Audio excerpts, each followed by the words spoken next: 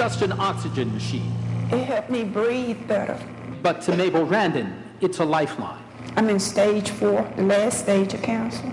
She's living on borrowed time and borrowed electricity. I'm up and down all night, and that's because I'm kind of worried about whether the lights will be on when I wake up. This cutoff notice from her power provider heightens those fears. She got it after falling behind on her bill. She applied to CenterPoint Energy's Critical Care Customer Program, which tries to maintain service for people who depend on electrically operated life support systems.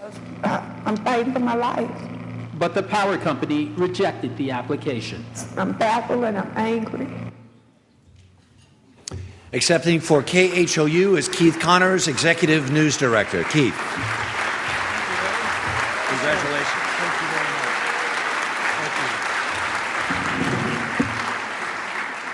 much. Thank you very much. With all these esteemed journalists in one room here in New York, it begs one question. Who's covering the bed bug crisis tonight? Come on, you guys. Seriously, someone asked me just a couple of weeks ago, what was it that we did this year that was worthy of the Overall Excellence Award? It's pretty simple. Our entry was nothing more than the best of what we do at KHOU, enterprise and investigative journalism. Houston's an incredibly competitive news market. Big news breaks all the time. We like to think that we do a better job when that happens, but just covering the news doesn't cut it anymore. Viewers expect we all cover the news. Face it, folks, more and more of them are telling us we're all the same. But tonight, I want to talk about what makes KHOU different. In an era of live, local, late-breaking news, we specialize in breaking enterprise stories you won't find anywhere else. For all the coverage you can count on, we do our best to uncover real problems that impact our community. We tackle in-depth investigations that hold the powerful accountable. And ours is a reporter-driven shop where reporters turn unduplicated original stories every day. Everyone chases the who, what, when, and where, but at KHOU, we go out of our way to get to the why.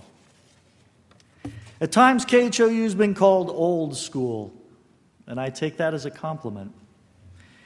You see, it reminds me of the late Marty Haig. Marty schooled many of us who grew up in Below. He would teach and preach enterprise and investigative reporting. He reminded us every day that just getting a story meant nothing if you didn't get it right. He held us all to a higher standard. And that higher standard is the reason KHOU is at the podium tonight. We couldn't be here tonight if not for the incredible commitment, sacrifice, and talent of the men and women at KHOU and KHOU.com. I'd like to acknowledge Kevin Reese. Kevin, would you stand up, please? Kevin is one of our reporters. We wanted to bring all 100 and some members of the newsroom.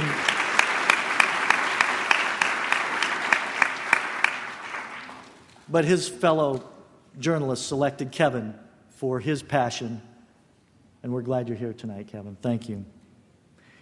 And we wouldn't be here if not for the unwavering support of our bosses, KHOU President and General Manager Susan McEldoon, Below's President of Media Operations Peter Diaz, and Below's President and CEO Dunya Shive. I want to leave you tonight with a little story about our little company. At the depths of the recession last year, I asked Dunya if business continued to go south, would there be a time we'd be forced to cut back on our investigative efforts? Her reply was simple and straight to the point. No matter how bad it gets, Below is not getting out of the investigative business. It's in our DNA. I'm proud to say our DNA is on display tonight. On behalf of KHOU and all the good people there, I'd like to thank you for recognizing our commitment to excellence. Thank you very much. Have a great night.